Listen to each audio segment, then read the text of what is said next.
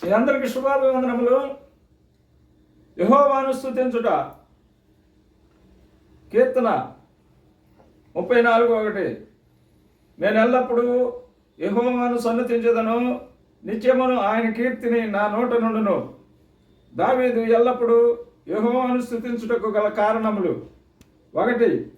తనకు వెలుగు కలుగుటను బట్టి దావీదు యెహోవాను స్తుతించెను.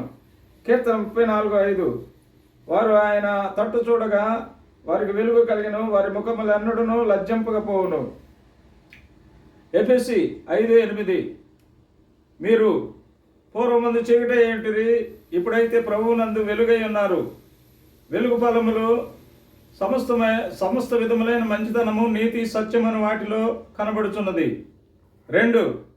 తనకు కలిగిన భయములన్నిటిలో నుండి యెహోవా తప్పించుటను బట్టి దావీదు యెహోవాను స్తుతించెను.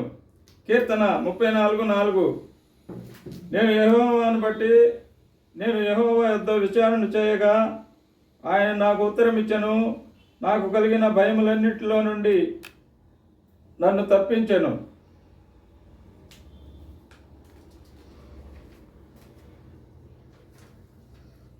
3. శ్రమలన్నిటిలో నుండి యెహోవా కాపాడుటను బట్టి దావీదు యెహోవాను స్తుతించెను. కీర్తన 34:6. ఈ దీనుడు మొర్రపెట్టగా యెహోవా ఆలకించెను, అతని శ్రమలన్నిటిలో నుండి అతని రక్షించెను. 4. తన దూత కావలి ఉండి రక్షించుటను బట్టి దావీదు యెహోవాను స్తుతించెను. కీర్తన 34:7. యెహోవా యందు భయభక్తులు గల వారి చుట్టూ ఆయన దూత కావలి ఉండి వారిని రక్షించెను. 5. ఏ కొరత లేకుండా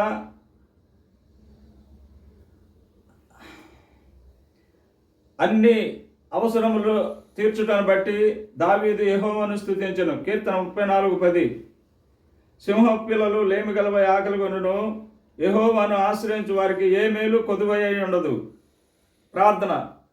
మమ్మల్ని మిక్కిలిగా ప్రేమించిన మా ప్రియ పరలోకపు తండ్రి, జీవాధిపతి, జీవము కలిగిన తండ్రి, మీ పరిశుద్ధ బంగారు పాదములకు కోటాను కోట్లుగా కృతజ్ఞత వందనములు, స్తుతులు, స్తోత్రములు తండ్రి. ప్రభువా, మీ ఘనమైన మాటలు వినిన మీ బిడ్డలను, వారి సంఘములను, వారి కుటుంబములను, వారి పిల్లలను నిండారులుగా దీవించి ఆశీర్వదించండి ప్రభువా.